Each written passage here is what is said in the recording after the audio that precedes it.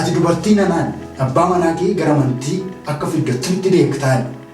Atis namichaa nana haadha manaa kee gara amantiitti akka fiddattamitti beektaa.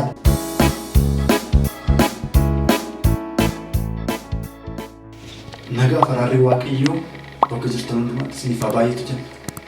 Dhaggeeffattootaaf daawwattoota qophii Victor Show Aleksottuu Birraatii kan hordofaa jirtan kamisa galgala sa'aatii 3 kaasee itoofisaan kan hordofaa jirtan kutaa 3ffaasaa qabannee isinii dhiyaannee jirra.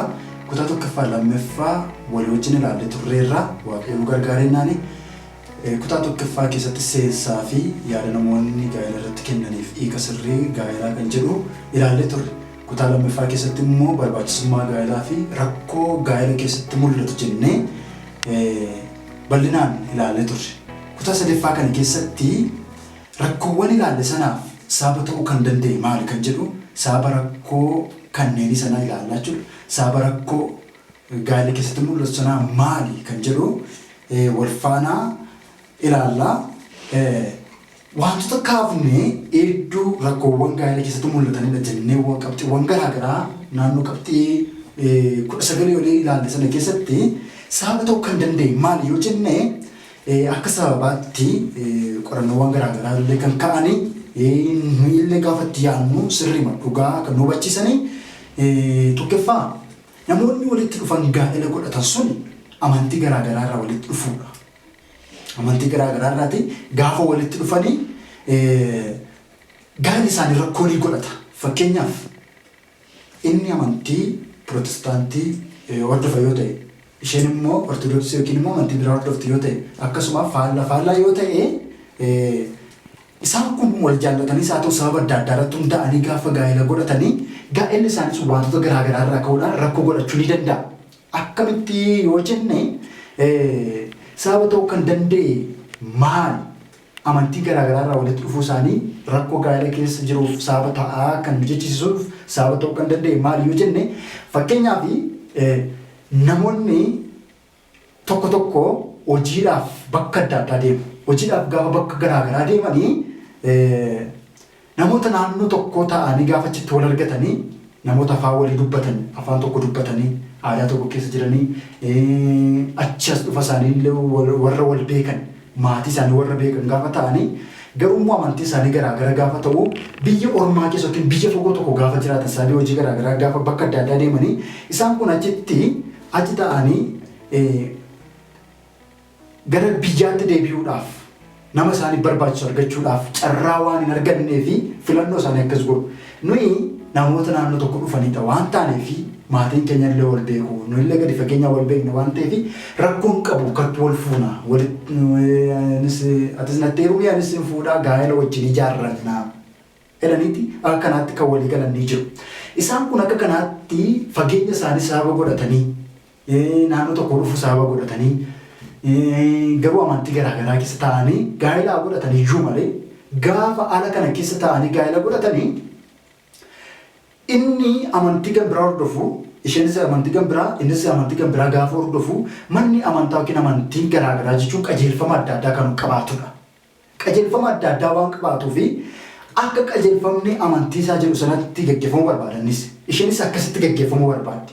Kanarraa kan ka'e gaafa wal faallessaa deemu walitti bu'iinsi uumamuu danda'a. Walitti bu'iinsi uumamuu danda'a. Sanarraa kan ka'e rakkoowwan kaleessa ilaalle sun rakkoowwan kutaa lammaffaa sana keessatti ilaalle suni isaan gidduutti dhalataa deemu. Rakkoon sun isaan gidduutti dhalataa deemu.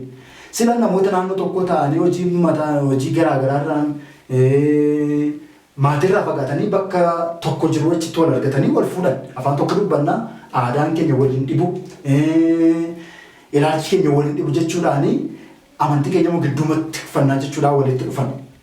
Garuu amantiin dhiibbaa guddaa waan qabuuf gaa'ela keessatti qajeelfama dhimma gaa'elaa irratti illee kan kennu waan qabuuf sanarraa kan ka'e rakkoon gaa'ela keessatti uumamuu ni danda'a. Fakkeenyaaf inni amantii isaa kan biraa yoo ta'e isheen Pirotestaantiidha jedhu dhuguudhaaf, xuuxuudhaaf, qaamuudhaaf waan barbaade gochuudhaaf wanta amantii isaa keessatti isa dhorku waan hin qabaannee fi sana fayyadamee waan sammuu isaa ittiin ceephoo waan hin jiraannee fi gaafa hojjechuu eegala. qabeenya isaan qaban gidduutti gaafa inni achiiti sanarratti baasu isheen as immoo yaadaan naamusa gaarii sana eeggatti gaafa teessu kun walitti isaan buusuu danda'a. Walitti bu'iinsi kun gungummii gaafa fidu walooduu warreebuu walirratti ka'uu waliikuu wal kasasuu yookiin immoo walimachuu walajjeesuu qoricha waliif kaa'uu wantoota kana illee fiduu ni danda'a. Kana qofatu hin taane namoonni amantii garaagaraa irraatii walitti dhufuun gaa'ela godhachuu akkamitti danda'u gaafa jennu waadaadhaan wal sossobuu ni jiraata jechuudha. Wal fuunaa gaa'ela wajjin godhannaa gaafa gaa'ela wajjin godhannu immoo abbaan carraan baasee gara amantii tokkotti dhufa jedhanii namoonni akka kanaatti waadaa waliif seenan ni jiru.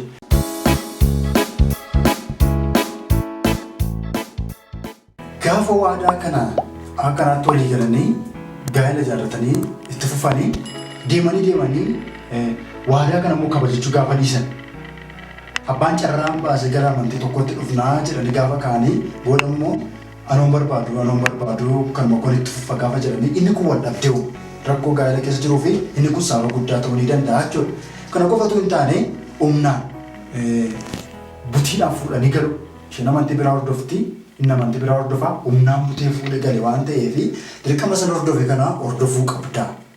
Gaafa ittiin jedhu isheen kun wal dhabdee cimaa kaasa jaalalaan hin taane waan ta'eef waliigalteedhaan hin taane waan ta'eef rakkoo guddaa uumuu ni danda'a. Kanatu sababa ta'a jechuudha. Amantii garaagaraa irraa walitti dhufu waan ta'eef kun sababa ta'a. Kana qofatu hin taane utuma beekanii filannoo godhachuudhaan kan itti senanis ni jiru.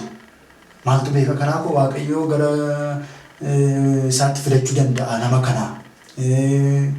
Karaa koo intalli kun amanuu dandeessi jechuudhaan filannoo godhachuudhaan gara kanaatti filannoo godhachuudhaan kan itti senan ni jiru. Waa'ee kana irratti Phaawulos tokkoffaa Qorontos boqonnaa 7:16 irratti warra Qorontos waan hubachiisu guddaa waan bal'aa ta'e ni qabaata.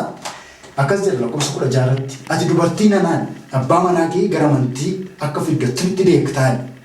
Atis namichaa nana haadha manaa kee gara amantiitti akka fiddattamitti beektaa.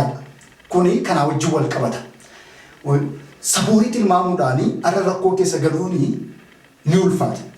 Yoo fuudhuu barbaadanii yookiin yoo heerumuu barbaadanii amantii wal fakkaataa keessa kan jiru nama argachuu ni danda'a. Inni bira guutan sirriitti itti yaaduudhaan qalbeeffachuudhaan rakkoon sun akka hin qaqqabnee fi akka kanaatti yaaduudhaan jechuun ni barbaachisa.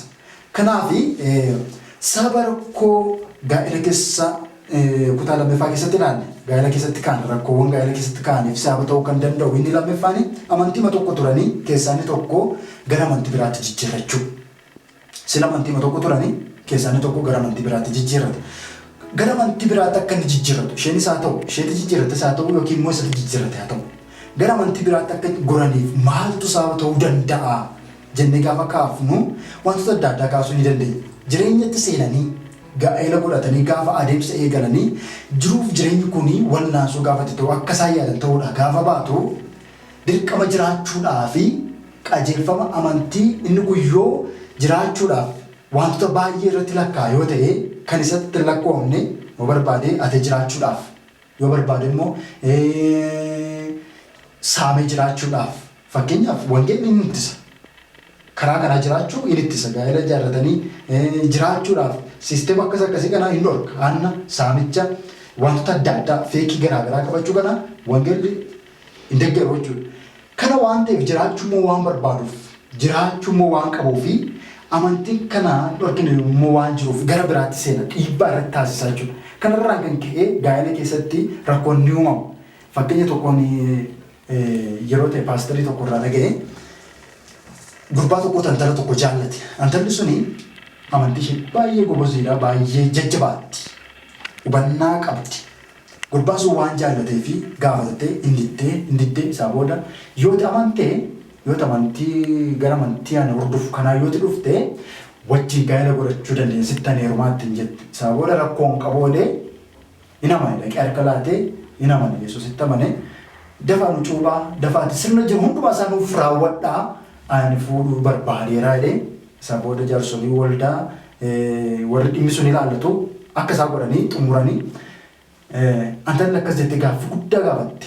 Namichi kun nama akkamii akka ta'e boorii ishee irratti dhiibbaa qabaataa fi hin qabaatusaa gaaffii tokko gaafatte. Kattumeettee waamte ofitti waamtee haasofsiistee anu waa tokko yaade jettee Kan yaades immoo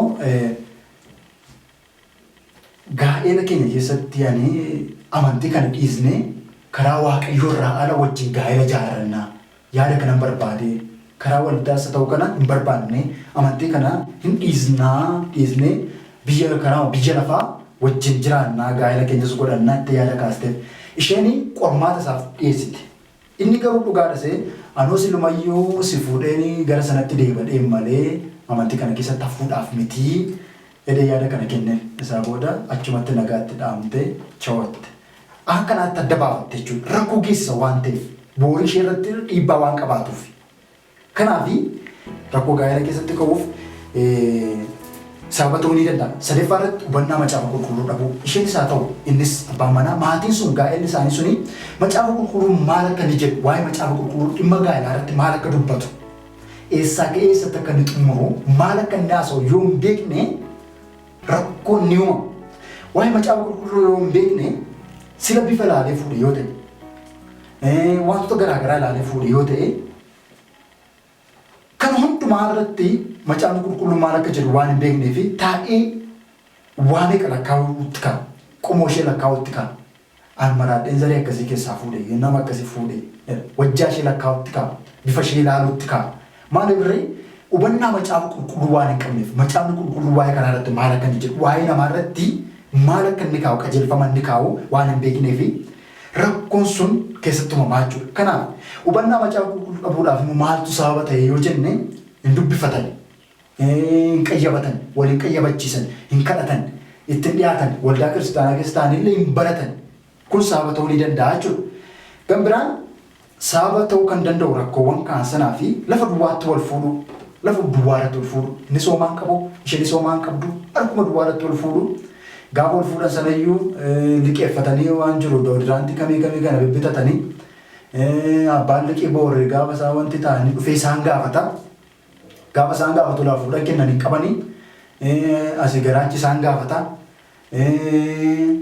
Ongeen ni jiraata uffanni waan garaagaraa jira dafqa daddaan ni jira. Akka kaleessaa sanan ta'u oomayyuu waan hin qabnee fi ta'anii wal qochoolutti ka'u wal lolutti ka'u. Wal dhabdeessu ni uumamaa jechuudha. Kanaaf keessumaa warri hin fuudhiin isa kanarratti of eeggannoo cimaa gochuun ni barbaachisa. Sadarkaa kanatti hojjechuu. Erga wal fuudhaniis immoo taa'uun ni barbaachisu. Itti fufanii hojjechuu. Chaalenjii yookiin rakkoo isaan mudatuuf immoo dhaabbatanii wal loluutu hin taane iftoominaan wajjin haasa'uudhaanii hiikuun ni danda'ama jechuudha. Shanaffaa irratti sababa rakkoo kanaa ta'uu kan danda'u yaada namoota biroo of gidduutti affeeruudha. Fakkeenyaaf inni fuudhee antala fudhatee manatti galee wajjin jireenya eegalee gaa'ela godhatee isheen dhiisee waamicha ganda warra isaatiitti sokka. Isaa booda warri isaa yaada biraa kennuuf antalli kun akkasii eegaa sitti himnee irraa of eeggadhu. Namichi silumayyuu rakkoo qaba. Erga tokko ta'an isaan tokko dhamaaf dhiisee qofaasaa waamicha dhaqa. Inni kun rakkoo biraadha. Yaada nama sanaa immoo maaliif of gidduutti affeera? Yeroo baay'ee mana namaa maatii namaa kan diigu isa kanadha. Abbaan manaa yaada biraadhaan geggeeffama yaada mataa isaan qabuuf hin dandeenye. Haati manaa yaada namaatiin geggeeffamti, yaada maatiin geggeeffamti. Kanaaf qajeelfama nama biraa fuudhanii ofirratti appilaayi godhu, ofirratti fe'u isaan geggeeffamuu barbaadu. Kun immoo rakkoo fida, dhiibbaa fida. Ofii isaanii ta'anii mari'an giddu galeessummaan hin jiru waan ta'eef jechuudha. Kunillee sababa ta'uu ni danda'a. Kanaaf of eeggannoo cimaan asirratti ni barbaachisa. Qabxiin inni biraa maaltu sababa ta'uu danda'a isa jedhuu fi bifa laalanii wal fuudhu. Bifa laalanii wal fuudhu. Seera uumamaa boqonnaa 29 lakkoofsa 1 hanga 35 irra jiru irratti Yaaqoobiin argina. Namichi kun bifa laaleetii fuudhe. Sababii bifa irratti dippeendii ta'eef bifa irratti hirkatee fi kisaaraa waggaa 7 kassare. Inni adabame jechuudha. Haa ta'u jaalalaaf gatii baasee haa jennu iyyuuti. Raaheliin fuudhuu barbaadee Liyaa kennamee fi deebee Raaheliin fuudhuuf immoo ammas waggaa 7 hojjechuu qabaa. Kanaaf bifa yoo ta'e akka gaafa dargaggummaa sanaatti nafu akkaataan jireenyaa jijjiiramaa adeemsa garaagaraa keessa darbamu waan ta'eef bifti kun namarratti nafu dulloomuun ni dhufa ilkaan kun namarraa dhufuun ni dhufa gaafa sadeessa darba bifa laalee waan fuudheef namichi sun bifa fuudhe malee namummaa ishee laalee waan hin fuunee fi gaafa bifti suni ala qabeenyaa ala dinagdee irratti hundaa'e ala jireenyaa irratti hundaa'e gaafa gadi bu'aa deemu bifa fuudhe waan ta'eef wal dhabdiin ni uumama. Annama akkamiin fuudhee Waaqayyo nama akkamiinatti qabdee angaafa si fuudhu nan jaameenee wal loluutti kawwachuudha. Wal dhabdeen sanarraa ka'uudhaan illee ni qaba. Kanaaf giddu galeessummaa gaa'ela keessatti ilaaluu yoo barbaade iyyuu bifa irratti xiyyeeffachuun dhiibbaa ni qabaata. Namummaa irratti xiyyeeffachuudha. Kana malees saba ta'uu kan danda'u inni kan biraan qabeenya ilaalanii wal fuudhuudha. Ani ofii koo qabeenya qabu waan ta'eef isheen qabeenya qabdi kanaaf isheen fuudhaa yookiin immoo inni qabeenya qabu waan ta'eef maalti na rakkise maalti na joorse kun yaada dogoggoraati.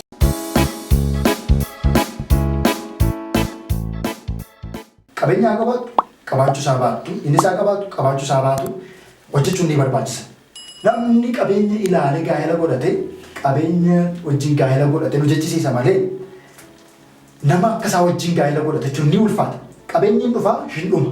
Gaafa qabeenyi sun dhumu immoo walii kufachuudha. Akkaataa adda addaatiin wantoonni garaagaraa qabeenya keenya irratti miidhaa geessisuu danda'u. Kanaaf yeroo sana qabeenyi sun gaafa gadi irrachaa dhumu rakkoon biraan jiraachuu ni danda'a waan ta'eef kunillee sababa ni ta'a.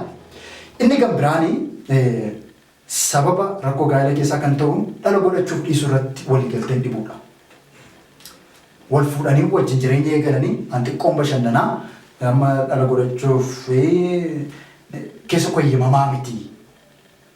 Yoo isheen jette inni immoo dhala godhachuu qabnaa gaafa jedhu asirratti yaadni marii yoo hin jiraanne kunillee rakkoowwan gaa'ela keessa jiran sanaa fi sababanii ta'uu danda'a. Kanatti dabalee rakkoo gaa'ela keessa jiru sababa ta'uu maaltu danda'a gaafa jennu gaaffilee gaa'ela duraa fi deebii dogoggoraa. Akkas jedhu dargaggoonni keenya utuu waliin fuudhiin dura dhimma gaa'elaa irratti xiyyeeffannoo isaan kennanii dhimma virjinii yookiin dhimma durbummaati. Baay'isanii gadi fageenyaa keessa sammuu isaanii keessa deddeebi'u jechuudha. Ati durbaa dhiiraalee durbadhaatti. Okay. Sababoota gara gaa'ela isaaniitti gaafa seenanii booda akka yaadame sana ta'uu gaafa baatu waadaan gaafa cabu gaafa soba ta'uu sanarraa ka'uudhaan wal dhabdiin wal tuffachuun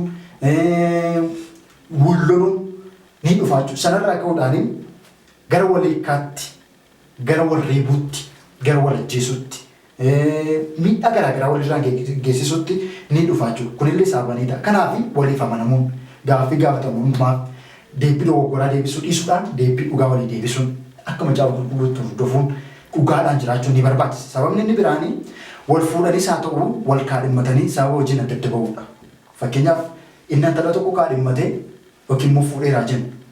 Isheen immoo sababii hojiitiin bakka biraatti yoo qacaramtee deemtee achitti walirra adda ba'aniiru waan ta'eef inni asiitii yoo isheen achi waa biraa hojjettee waa biraa hojjeta. Isheenis achitti yoo immoo nagaa hojjetaatti asiitii waa biraa hojjetti. Inni kunillee dhiibbaa ni qabaata. Booda wal shakku. Infoormeeshiniin gaafa dhaqee gurra isaanii bu'u kun gara wal dhabdeetti isaan fida. Rakkoo gaa'ela keessatti jiru sanaaf mudannoo ta'a. Kana malee teekinooloojiidhaan wal shakku. Sababni inni kan biraan teekinooloojiidhaan wal shakku.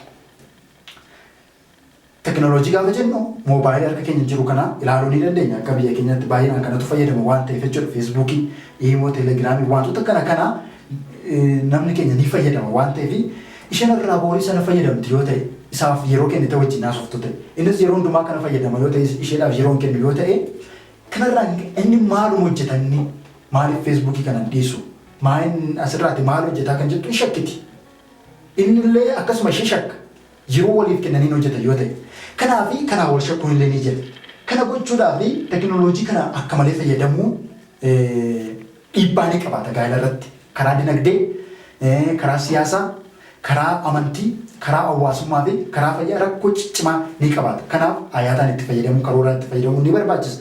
Inni kan biraan inaaffaadha. Inaaffaa. Miira namaa keessa inaaffaan ni jira.